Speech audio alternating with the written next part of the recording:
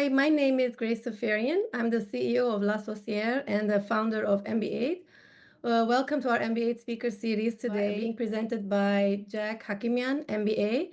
He's going to present on the subject of developing a business-aligned AI strategy. A little bit about Jack. Jack Hakimian is a seasoned technology and management consultant with over 30 years of experience advising multi-billion-dollar organizations across financial services, CPG, telecommunications, and the public sector. Currently serving as SVP of Advisory Services at Infotech Research Group. He has previously had leadership roles at Accenture, Deloitte, EY, and IBM. Jack has led digital business strategy, corporate strategy, and M&A advisory engagements across North America, Europe, the Middle East, and Africa. His expertise spans AI implementation, enterprise-wide digital transformations, and mission-critical CRM and ERP deployments. A recognized thought leader, Jack is frequent speaker and panelist at technology and innovation events. He holds a master's degree in computer engineering and an MBA from ESCP EAP European School of Management. Welcome, Jack, and please take it away. Thank you very much, Grace, and thank you for La Socière for organizing this webinar. Today, my presentation is going to be quite basic. So there's not going to be any flashy animations. I just wanted to show everyone in attendance what a real-life AI strategy looks like. And so I'm going to be taking you through an actual AI strategy deliverable developed for an actual organization. So yes, today we're going to talk about how to develop an AI strategy that makes business sense, and I'm going to show you what an actual deliverable looks like. But first of all, what is an AI strategy, right? It means different things to different people, but this is how we're going to define it for the purpose of our discussion today. So an AI strategy is a strategy to use AI in order to accelerate the realization of the organization's strategic goals. It's plain, it's simple. It's not a strategy to introduce AI anywhere within the organization. It's basically AI with a purpose. So this is why the tagline of my presentation is to develop an AI strategy that makes business sense. And so what's a good AI transformation framework, right? Let's identify the pillars of an AI transformation. So there are 3 pillars that I've identified over here. The first one is to build the AI-powered enterprise. So in other words, implement AI in the business where that is aligned with the business goals. The second one on the right is to develop AI execution capabilities. So if you're going to scale the use of AI in order to transform your organization, you're going to need a certain set of capabilities, and you're going to need those capabilities within IT and outside IT. And the third one is to govern AI effectively and to govern the use of AI effectively within the organization. So it's not a transformation that is to be taken lightly, and some governance principles and some governance structures and policies need to put into place. But that's not all, right? So on the left, you'll see that there are some enablers. You need to cultivate awareness of AI within the organization so that the organization realizes what is the potential, what are the opportunities, what are the risks. But you also need to develop skills to redesign jobs, to deploy and redeploy resources. And finally, you need to be able to communicate effectively during the execution of the strategy. Now, who should be developing the AI strategy within the organization? Whose role is it? Now, where I come from, we believe that it's the Chief Information Officer that has the unique opportunity to be the ones to develop that AI transformation. Why? Because the vendor landscape is very fragmented. It's very capillary. The last time that we checked, if you go on Crunchbase today and try to figure out how many AI vendors there are, you'll come up with a number in the tens of thousands. The last time I checked, there were 26,000. There's probably many more today. And so the business within the organization is not always very well informed of the opportunities, of the risks, and of the readiness of the organization to implement AI use cases. Now, there are other candidates within the organization, right? It's not always the chief information officer. It can be the chief digital officer, your chief innovation officer, your chief data officer. But we believe that this responsibility fits squarely within the domain of the chief information officer. Now, which use cases? Now, this is all I hear all day long, right? Where do you start? What are the AI use cases that we should strategize for?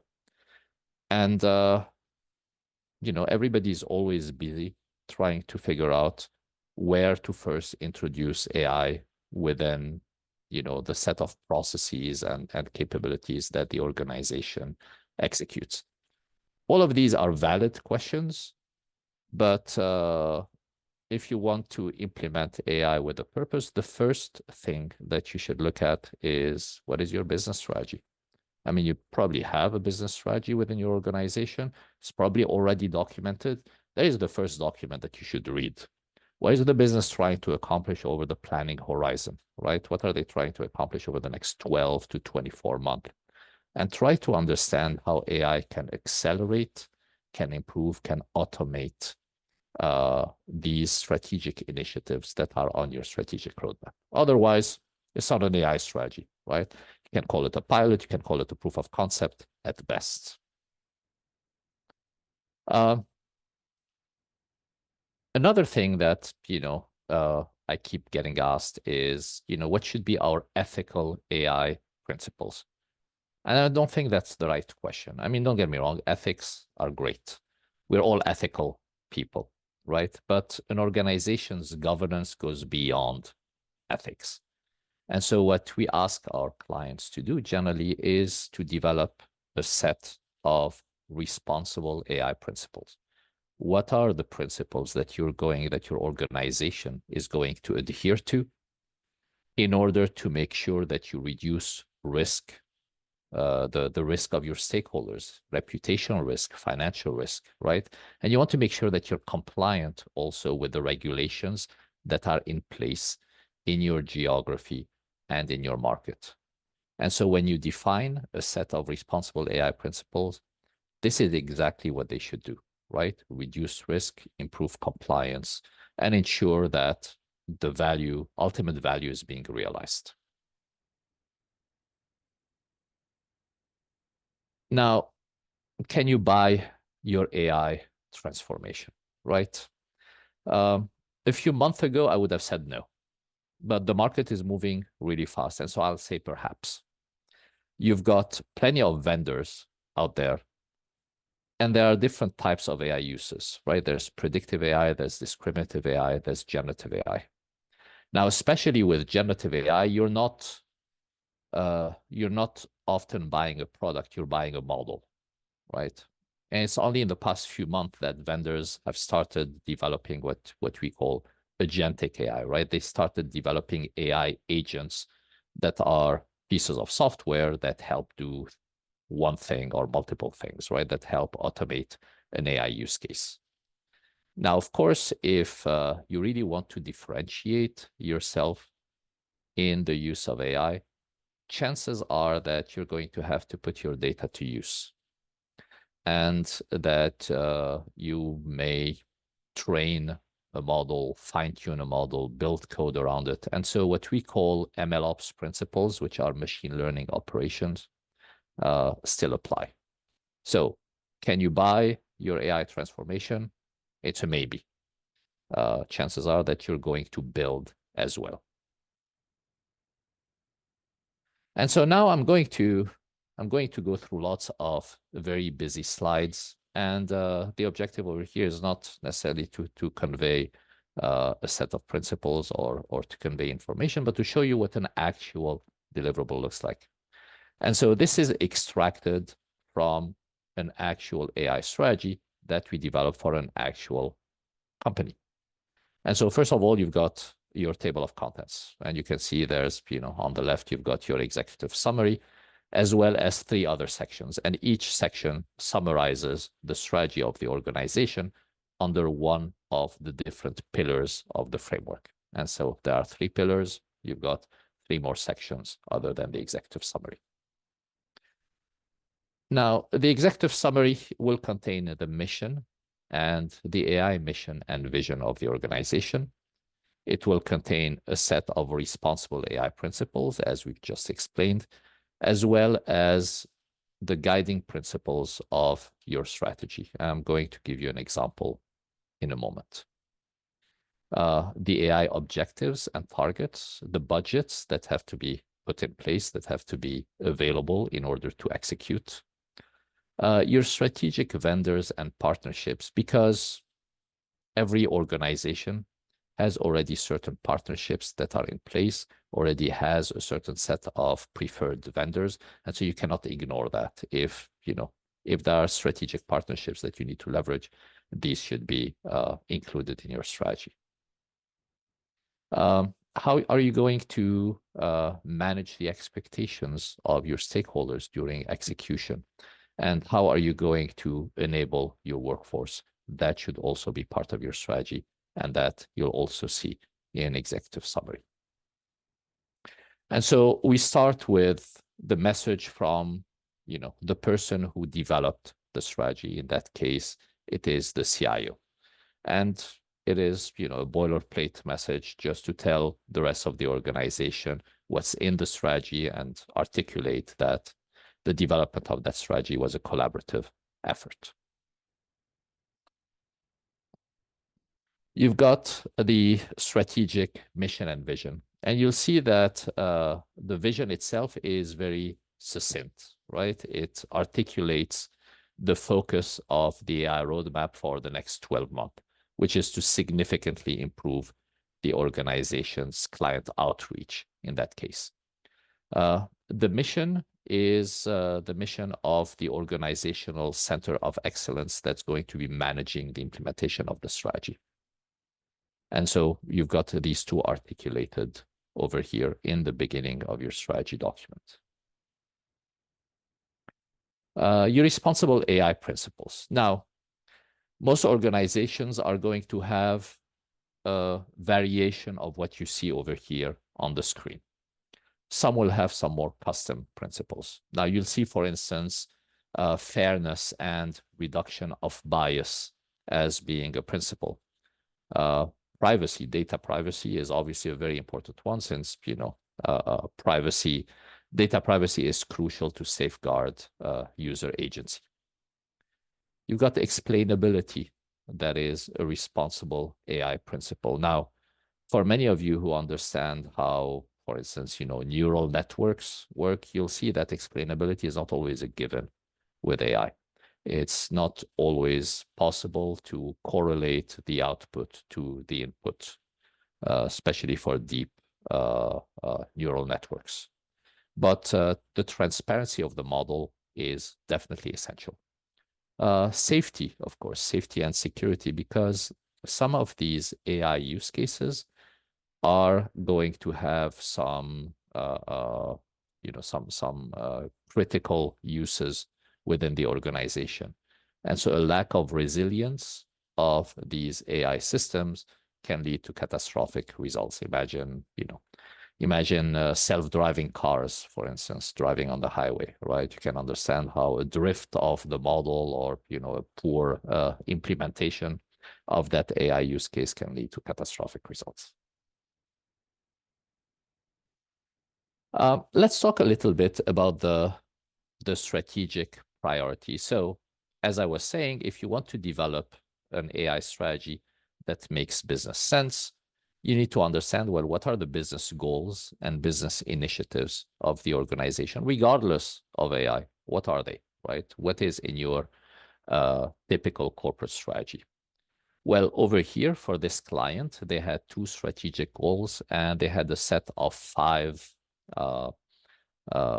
initiatives underneath each goal. And so it's important to understand what those are, right? It's important to understand what your business stakeholders are trying to accomplish in order to see where to introduce artificial intelligence. The guiding principles. Now, these are the principles that define, the frame of strategic thinking. For example, this organization chooses to buy over build, or chooses, for instance, to exclude certain use cases from the exercise by design. Over here, the client is a content publisher. And so they made a conscious decision to not let generative AI replace original content that is developed by humans. That is a guiding principle. So it's something that we're going to exclude from our strategic thinking, no matter how profitable and great it might be to generate to publish AI generated content. We're not going to do it. And therefore, that should be in your strategic guiding principles if you're going to exclude it from there.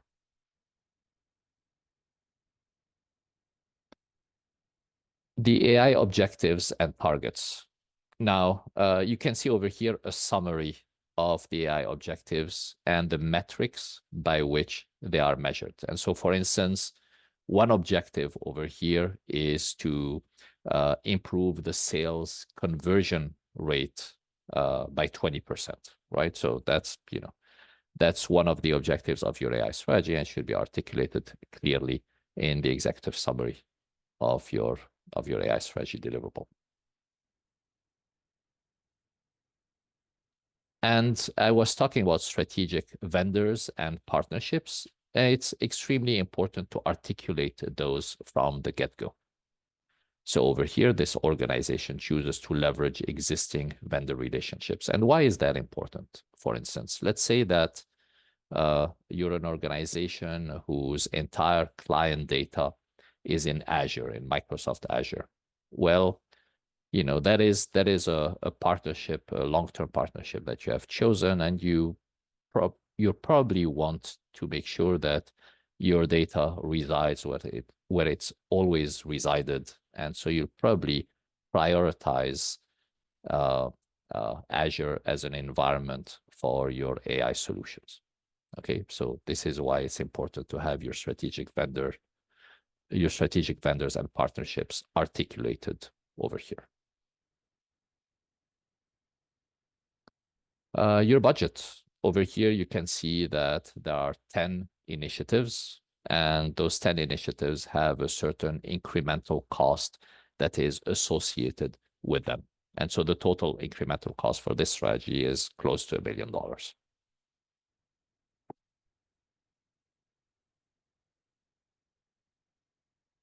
Now, finally, over here, you've got the management of your strategic journey. And you'll see that for each one of those initiatives that are selected, these are the implementation teams. This is your business stakeholder. These are your key contacts. And this is how you're going to communicate with them. You're going to have daily stand-ups. You're going to have weekly demos. You're going to have weekly status meetings, right? It's important to articulate how that strategy is going to be managed along with its stakeholders. And finally, in the executive summary, how are you going to enable your workforce for this journey? Okay, so there are enabling initiatives and there are timelines. So for instance, the redesign of impacted roles happens in Q2 of 2024. In that specific, you can see the third line over here in the table. Now, after the executive summary, there are 3 sections. The first one is AI governance. So how will AI governance fit within broader enterprise governance? Well, your AI governance should fit, obviously, within your broader enterprise governance. And there are multiple structures that are put in place these days. I have to say that with clients so far, I haven't seen AI governance or AI governance be within the board of directors set of responsibilities. We generally see that at the executive leadership layer. And AI governance obviously intersects also with other aspects of enterprise governance, such as your IT governance, your data governance, etc. And so this organization is going to form an AI governance committee. That's the mandate of the committee. Those are the responsibilities of the committee, right? They need to define the responsible AI principles. They have to develop policies for acceptable AI use, etc., right? So those are the responsibilities of that AI governance committee. And it should be part of your strategy to put that AI governance committee in place. The second pillar, and I'm going to spend a little more time over here, is to build the AI-powered enterprise. So what are the actual business use cases that are going to be part of our AI transformation? So first thing to articulate is the main business goals, as you can remember, and the 5 business initiatives under those business goals, right? So this is specific to the client itself. They had 2 business goals, and they had a set of 5 business initiatives underneath each one. But when you build a strategy, you need to link your business capabilities to those business initiatives. So it's important to have a line of sight between the goal, the business initiative, and the enterprise capabilities that they're either going to transform or that they're going to create. Every single technology initiative is going to do one of 2 things. Either it's going to create a new business capability, or it's going to transform by automating a certain business capability. And so it's important to understand, how they relate to one another. So you can see over here that we've established what we call a goals cascade. So you go from the business goal to the business initiative to the actual business capabilities that are being impacted. So that logical flow is important to visualize. And once you've done that, then you go business capability by business capability, and you try to ideate with your business stakeholders as to what are the AI use cases that you're going to put in place. So you can see that we've done that in this exercise. You're going to move my mouse over here. You're going from the business goal to the business initiative to the actual business capabilities to the AI use cases that have been articulated by business stakeholders in workshop sessions. Okay, so for each business initiative, they articulated 2 AI use cases. And so for 10 business initiatives, we ended up with 20 AI use cases. Okay, so that's the ideation part of the strategy. Now, how do you prioritize, right? 20 AI use cases to implement is not easy. What you need to do is to shortlist. So how do you shortlist? First thing is you need to be able to filter out any AI initiative that goes against your responsible AI principles or your strategic guiding principles. And so remove that from the count of 20 AI initiatives. And after that, what you need to do is to assess the value that you get from an AI initiative.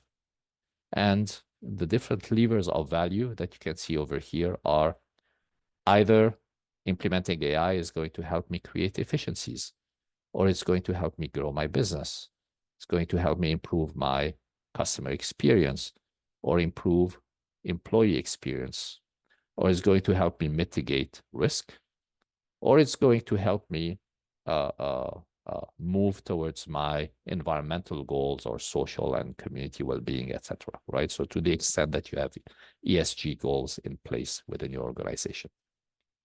So every single AI initiative is going to act on one or more of those levers. So there are sources of value, and there are criteria for readiness. Does your data have the right level of quality? Are you managing it properly? Do you have the skills? Do you have the tools and infrastructure? Do you have the governance in place, etc.? Right? Are risks documented? So for each one of those AI initiatives, understand what is the value that it provides and understand what is your readiness to implement. And so out of 20, we ended up with 6. And you plot those on that, reference chart. You've got the value and you've got the readiness horizontally. So these are the 6 AI initiatives that we selected for that client out of the 20 that we ideated on.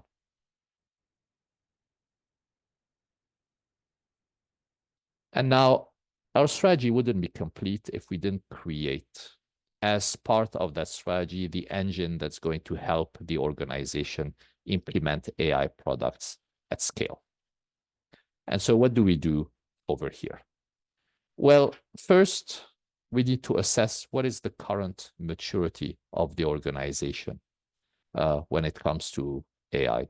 There are 5 dimensions over here: AI governance, tech and AI infrastructure, processes, people and skills, and data management. And so what you see over here is the difference between the areas of those 2 spider webs is the gap that you're trying to fill.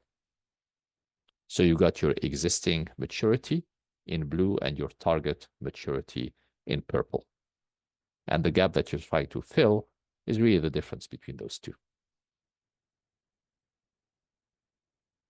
Now we mapped that gap along a 12-box model for AI execution capabilities. And you're going to see many that you can probably imagine should be in place: people management, data analysis, data architecture, data governance, machine learning engineering. All those are capabilities that you need to have within your organization in order to implement AI at scale. So where are your gaps today? Well, your gaps are those 4 boxes that are in red. And then you've got 2 boxes that are in orange, and you've got 6 boxes where you're doing actually well. And so what are the things that you need to act on? We selected 2 initiatives over here to improve your data operations and to create a machine learning operations team. So you can see then that we've selected AI initiatives to be in our strategy under different pillars: governance, business productivity, and AI execution. And for each one of those initiatives, we created kind of that one-pager where you describe the initiative, you identify the risks, you identify the dependencies, you identify the incremental cost, when are you going to execute it, etc.